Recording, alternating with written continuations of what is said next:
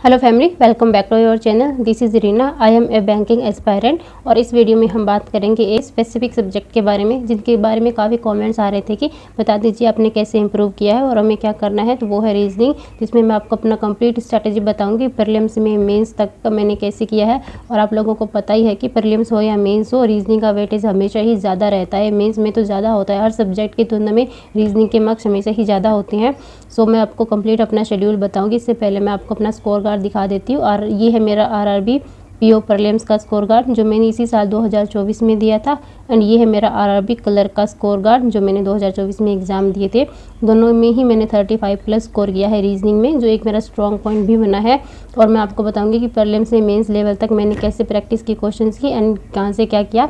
तो आप पूरा वीडियो को अच्छे से देखना। एंड जो बिगनर्स हैं उनके लिए शायद ये हेल्पफुल हो जाए, क्योंकि मुझे थोड़ा सा टाइम ज़्यादा लगा इसको करने में, क्योंकि मैंने काफ़ी सारी गलतियाँ की थी जो गलतियाँ आपको बिल्कुल भी नहीं करनी है। इस हिसाब से आप 2 से ढाई महीने में ही अपनी रीजनिंग को बहुत अच्छा कर सकते हो। आरआरबी के एग्ज़ाम से पहले आप रीजनिंग को अगर इस तरीके से कर लोगे तो लिटरली आप 35 प्लस को रीजनिंग में ईजिली कर सकते हो। और मैं ये मान के चलती हूँ कि अगर आप एक बैंकिंग के एस्पायरेंट है तो आपको कंप्लीट सिलेबस तो पता ही होगा रीजनिंग का एंड अदर सब्जेक्ट्स का। एंड अगर आपको सिलेबस नहीं पता है तो आप पहले जाकर कंप्लीट सिलेबस देखिए, चेक कीजिए गूगल से या यूट्यूब से कहीं से, उसके बाद ये वीडियो देखिएगा ताकि आपको प्रॉपर सारा स्ट्रेटेजी है वो समझ में आ जाए। तो मैं आपको बताती हूँ कि मैंने स्टार्ट कहाँ से किया था। रीजनिंग बिल्कुल जीरो लेवल से, मुझे नहीं पता था कि बैंक एग्जाम में कहाँ से रीजनिंग आती है, कौन से क्वेश्चन आते हैं, क्या आते हैं, बिल्कुल कुछ भी नहीं पता था। बिल्कुल मेरे लिए सब कुछ न्यू था।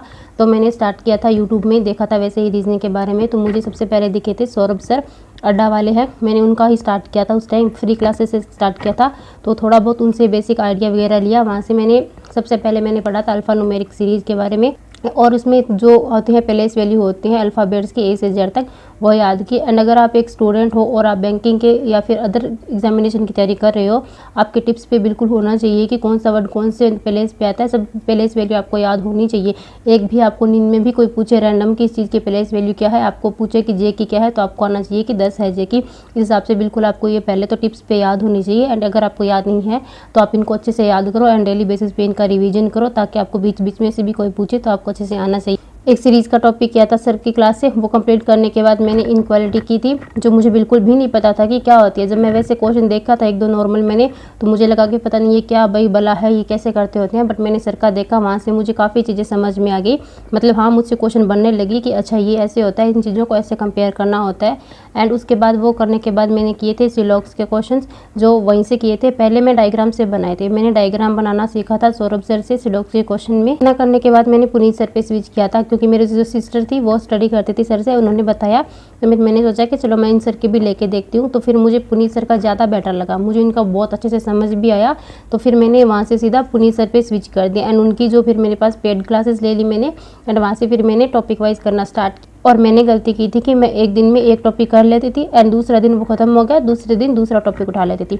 उसकी प्रैक्टिस ही नहीं की थी मैंने। लगभग 1 महीने तक मैंने अपना सिलेबस सोचा कि पहले मैं अपना सिलेबस कंप्लीट कर लेती हूँ, उसके बाद अपनी प्रैक्टिस करूँगी। तो लगभग मुझे 1 महीने में मैंने सारी वीडियोज़ देख डाली थी, जितनी भी थी सब देख ली। पर मुझे जब मैं उसको मॉक में इम्प्लीमेंट करने गई तो मेरे आए 8 से 10 नंबर, कभी 12 नंबर, कभी 11 नंबर। फिर मुझे लगा कि ये हो क्या रहा है, मैंने तो सिलेबस सारा कर लिया, फिर भी इतने कम मार्क्स आ रहे हैं। बट बाद में रियलाइज़ किया कि टॉपिक तो मैंने साथ साथ में पढ़े थे, बट उनकी मैंने प्रैक्टिस साथ साथ में नहीं की थी। तो आप लोगों को ये गलती बिल्कुल भी नहीं करनी है। अगर आप एक टॉपिक उठा रहे हो, मान लो आपने आज इनक्वालिटी उठाई, उसकी 3 से 4 क्लासेस है, आप एक दिन में नहीं कर सकते सारी, कोई बात नहीं, आप 2 दिन में कर लो। आपने उसको अच्छे से समझा, देन आप नेक्स्ट 2 से 3 दिन आप उस टॉपिक की प्रैक्टिस में दो। नया टॉपिक मत स्टार्ट करो, आप उसकी अच्छे से प्रैक्टिस करो। डेली बेसिस पे उसके 20 से 25 क्वेश्चन लगाओ, ताकि आपकी उस पर कमांड बन जाए, आपकी थोड़ी सी स्पीड आ जाए उसमें। और उसके बाद आप नया टॉपिक स्टार्ट करो। इस हिसाब से मैंने किया था। बाद में फिर 1 महीना मेरा वेस्ट चला गया। उसके बाद में मुझे ये समझ आए कि अच्छा ऐसे करना है। फिर मैंने दोबारा से सारी फाउंडेशन क्लासेस होती है ना, वो सर की फिर दोबारा देखी। फिर मैंने एक एक पॉइंट को देखा, समझा, और उसके बाद फिर मैंने सोचा कि नहीं, अब मैं सर की क्लासेस से प्रैक्टिस करूँगी। तो उसके बाद मैंने सर की जितनी भी यूट्यूब पे मुझे पीछे की रिकॉर्डेड क्लासेस मिली थी, वो सारी मैं डेली बेसिस पे, मेरा टारगेट होता था कि मुझे एक क्लास डेली करनी है। जो मेरा, क्योंकि एक बार तो मैंने पढ़ ही रखा था, तो मैं सर की डेली एक क्लास करती थी रिकॉर्डेड, चाहे वो 2 साल पुरानी हो, चाहे वो 2.5 साल पुरानी हो, कोई भी मैटर नहीं करता है, क्योंकि सिलेबस सेम है एंड एग्जाम का लेवल भी सेम है, कुछ भी चेंज नहीं हुआ है। हाँ, पीओ में थोड़ा सा ज़्यादा लेवल है, क्लर्क में थोड़ा सा कम लेवल है। बट जब स्टार्टिंग में आप बिगिनर हो तो आपका मेन काम है अंडरस्टैंडिंग करना एंड अपने कॉन्सेप्ट को बिल्ड करना। एंड एक्यूरेसी बनाना, स्पीड का चक्कर नहीं होता इस टाइम पे। तो आपको ये ट्राई करना है कि आपकी कमांड बन जाए उस चीज़ में एंड आपकी एक्यूरेसी बन जाए, देन स्पीड तो फिर अपने आप आने ही लगेगी। तो इस हिसाब से करना है। उसके बाद मैंने स्टार्ट किया था सिलॉक्स, क्योंकि सिलॉक्स से एक बार मैंने सौरभ सर से वैसे पढ़ा हुआ था कि डायग्राम बना के सिलॉक्स को कैसे करना है। वहाँ से मुझे डायग्राम बनाने मुझे टाइम लग रहा था। फिर मैंने क्लास में सर की देखा कि कोई भी सर विदाउट डायग्राम ये कैसे करवा रहे हैं। मुझे 6 से 7 दिन तक सर की मुझे लगा कि हाँ आ रहा है, हो जाएगा, मैं देखती हूँ, बट नहीं समझ आया। मैं जब तक मैं डायग्राम बनाती हूँ तब तक कमेंट में बच्चों के आंसर आ जाते थे। विदिन 10 सेकंड सब कमेंट में आंसर दे रहे थे। मुझे लग रहा था कि मैं इन सबसे पीछे हूँ, क्योंकि सारे 10 सेकंड में आंसर दे रहे हैं एंड मुझसे क्यों नहीं हो रहा है। देन उसके बाद फिर मैंने देखा पूरा दोबारा से सर का कि विदाउट डायग्राम कैसे करवा रहे हैं। तो लिटरली मैंने एक दिन में सर की 6 वीडियो देख डाली विदाउट डायग्राम। उस दिन मेरा टारगेट था कि मुझे नहीं सिलॉक्स करना है, चाहे मुझे कितना भी टाइम लगे, मुझे विदाउट डायग्राम करना है। तो एक दिन बैठ के मैंने कंप्लीट वीडियोस देखी। उसके बाद कम से कम 5 दिन तक मैंने डेली बेसिस पे 15 क्वेश्चन लगाए थे। कभी मैं 20 क्वेश्चन लगाती, कभी मैं 25 क्वेश्चन लगाती, और वो भी सर की क्लासेस से ही लगाती थी। जो रिकॉर्डेड मुझे क्लासेस मिलती थी यूट्यूब पे, जितनी भी सिलॉक्स की सर की मैराथन थी, प्रैक्टिस सेशन थे, उनमें मैं प्रैक्टिस सेशन करती थी ना, तो उनमें मैं स्पेसिफिक देखती थी कि सिलॉक्स के क्वेश्चन कहाँ पे है। सबसे पहले मैं जाके उन्हीं को प्रैक्टिस सेशन में करूँगी। तो मैं वहाँ से इस प्रकार से मैंने किया। डेली बेसिस पे मैं 15 से 20 क्वेश्चन सिलॉक्स के लगाती थी एंड लिटरली अब मैं सिलॉक्स के क्वेश्चन विदिन 10 सेकंड में सॉल्व कर सकती हूँ। कुछ कुछ ऐसे होते हैं मैं देखते ही उड़ा देती हूँ, 5 सेकंड भी नहीं लगते। जब तक स्टूडेंट डायग्राम बनाते हैं तब तक मेरा सिलॉक्स का क्वेश्चन कंप्लीट हो जाता है। एंड ये ट्रिक थोड़ा सा मुश्किल था इसको सीखना, हाँ थोड़ा सा ट्रिकी है, बट एक बार अगर कॉन्सेप्ट बिल्ड होगी ना, प्रैक्टिस होगी ना अच्छे से, तो ये लिटरली ईजी होने वाला है। एंड यहाँ से हम अपना टाइम रीजनिंग का है वो सेव कर सकते हैं। एंड उसके बाद बात करते हैं पजल्स की, जो मस्ट है करना, क्योंकि इसके बिना कोई भी एग्ज़ाम नहीं निकलेगा। तो सबसे पहले मैंने पुनीत सर की फाउंडेशन क्लासेस ली थी रीजनिंग की, सारी शुरू से लेकर लास्ट तक 25 से 30 क्लासेस थी। उनको डेली बेसिस पे देखा, जो सर होमवर्क देते थे वो होमवर्क किया, कॉन्सेप्ट बिल्ड किया अपना कि फ्लैट हो क्या होता है, फ्लोर क्या होता है, मंथ बेस पजल कैसे करनी है, गैप कैसे लेना है, 2 का गैप बोला है तो कैसे लेना है, 3 फ्लोर अबव है तो कैसे लेना है, 2 फ्लोर अबव है तो चीज़ों को कैसे लेके चलना है। ये चीज़ें सीखी। एक दिन में नहीं आया, मेरे को लगभग 2 महीने लगे थे पजल्स की सारी क्लासेस करने में एंड समझने में, क्योंकि मुझे एक चीज़ तब समझ आ चुकी थी कि सिर्फ क्लासेस करने से कुछ नहीं होगा, प्रैक्टिस भी इनके साथ साथ में करनी है। तो मैंने वो सारी फाउंडेशन क्लासेस की एंड उसके बाद जितनी भी पजल्स की सर की रिकॉर्डेड क्लासेस थी, टारगेट होता था कि डेली 10 पजल करनी है, मतलब करनी ही है, हर हाल में करनी है, चाहे कोई भी सब्जेक्ट छूट जाए, पर रीजनिंग में ये 10 पजल करनी है। तो मैंने पुनीत सर की 10 बजे 10 पजल वाली क्लास को कभी भी मिस नहीं किया। मैं लाइव तो नहीं करती थी, बट मैं नेक्स्ट डे रिकॉर्डेड ज़रूर देखती थी, पॉज करके खुद से सॉल्व करती थी, क्योंकि उस टाइम मेरा था कि मुझे अभी कंपटीशन नहीं करना है किसी से, मेरा कंपटीशन खुद से है कि मुझे सही करना है एंड विद इन टाइम में करना है। अगर आज मुझे 2 मिनट ज़्यादा लग रही है तो कल मुझे 15 सेकंड कम हो, उसके बाद मेरा 20 सेकंड का टाइम कम हो। तो इस हिसाब से लेकर मैंने अपने टाइम को भी रिड्यूस किया और प्रीलिम्स लेवल की जो क्लर्क लेवल की पजल है वो 1.5 से 2 मिनट में मेरे लिए ईजिली बन जाती है एंड पीओ में हो तो 3 से 3.5 या 2.5 मिनट मुझे थोड़ा सा लग जाता है। तो इस हिसाब से मैंने अपनी पजल्स को कंप्लीट किया एंड उसके बाद इस चीज़ को मॉक में इम्प्लीमेंट किया। सेक्शनल मॉक देती थी, मेरा था कि मुझे 2 दिन में एक सेक्शनल मॉक देना है, 2 दिन में एक रीजनिंग का सेक्शनल मॉक देती थी एंड क्विज़ लगाती थी। मुझे जहाँ से भी फ्री क्विज़ मिली, जहाँ से भी मुझे पीडीएफ मिली रीजनिंग की, पजल्स मिली, मैं वो लगाने बैठ जाती थी। और मैं लगभग मुझे इतना इंटरेस्ट आने लगा था ना पजल में, रीजनिंग में, कि बाकी सब्जेक्ट को मैंने थोड़ा सा साइड किया कि नहीं अभी तो इसको स्ट्रॉन्ग करना है, क्योंकि एक स्ट्रॉन्ग पॉइंट है। अगर इसको अच्छा करेंगे तो थोड़ा सा हम और सब्जेक्ट में अगर एवरेज भी हैं, अगर इसमें अपना 100% स्कोर कर पा रहे हैं, 95% स्कोर कर पा रहे हैं, तो थोड़ा सा बर्डन कम हो जाएगा। तो इस हिसाब से मैं डेली बेसिस पे क्विज़ लगाया करती थी। अड्डा पे जो क्विज़ आती है फ्री वाली वो देती थी मैं, बहुत क्विज़ लगाई है मैंने अड्डा पे। अड्डा वाली जो क्वेश्चन की क्विज़ होती थी ना, स्पेशली पजल्स की, कुछ भी नहीं छोड़ा मैंने, एक भी नहीं इनकी छोड़ी थी मैंने, हमेशा लगाती थी।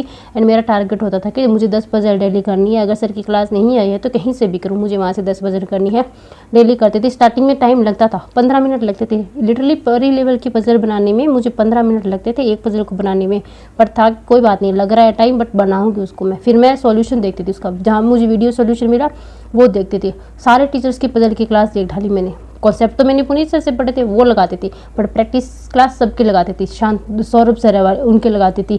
एंड एक और सर थे, उनका नाम तो मुझे नहीं पता, बट मैं वहाँ से अंकुश सर की तो मैंने नहीं लगाई, क्योंकि मुझे उनका मेथड बहुत अजीब सा लगता था, वो नाम नहीं याद है, अगर आएगा तो मैं मेंशन कर दूंगी। उन सर की जो भी पजल्स की होती थी प्लेलिस्ट थी उनकी, काफ़ी सारी पजल करवाई हुई थी। मुझे डेली था कि एक क्लास मुझे इनकी डेली करनी है, वो मैं डेली करती थी। एंड इसके अलावा मैंने दिए हैं मॉक टेस्ट पजल के, तो इस हिसाब से मैंने अपनी जो रीजनिंग है उसको अच्छा किया है। एंड प्रैक्टिस करना मस्त है। अगर आपने आज मान लो 10 पजल की, कल आपने नहीं की, परसों फिर आप बैठ के करने, तो आपकी वो स्पीड ऑटोमेटिकली कल कम हो जाएगी। ट्राई करो, डेली करो।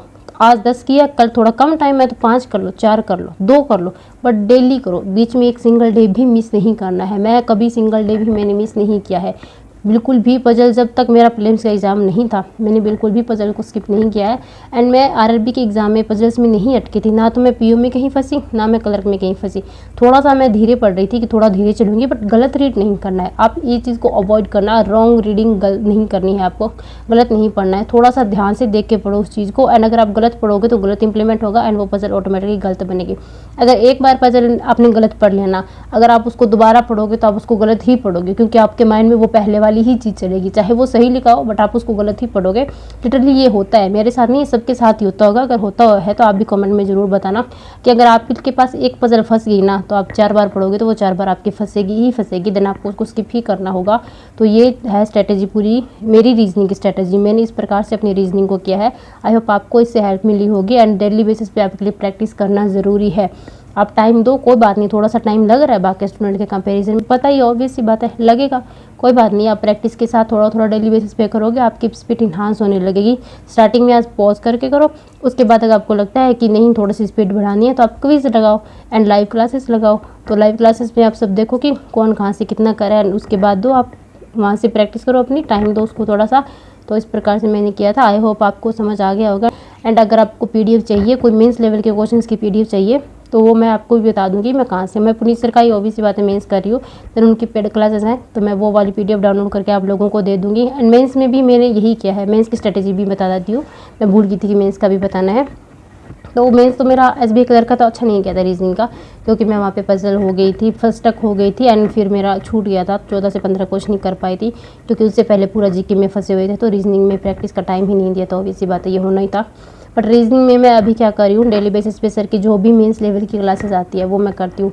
डेली एक मशीन इनपुट का क्वेश्चन, एक कोडिंग डिकोडिंग का क्वेश्चन, एक पजल और डीएस के क्वेश्चन, डायरेक्शन का क्वेश्चन, जो ये 5 से 6 टॉपिक ऐसा डेली बेसिस पे करवाती हैं, जो मैं डेली बेसिस पे डेली करती हूँ।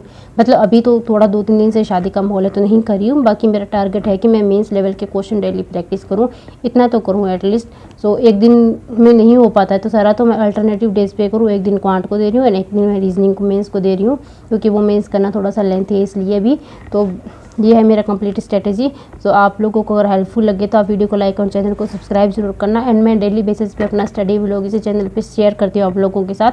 अभी 1-2 दिन से डिले हो रहा है क्योंकि घर में शादी है, बट विद इन 2 और 3 डेज़, मतलब 2 या 3 तारीख से मैं एक अलग मोड के साथ आऊँगी। मतलब मैंने कुछ अलग सोचा है कि मुझे अपनी प्रिपरेशन को थोड़ा सा चेंज करना है, गोल वही है पर अपना थोड़ा सा चेंज करना है। एंड स्ट्रेटेजी मैंने चेंज की है जो मैं आप लोगों के साथ शेयर करूंगी, एंड डेफिनेटली आप लोगों के लिए भी बहुत ज़्यादा वो हेल्पफुल रहने वाला है।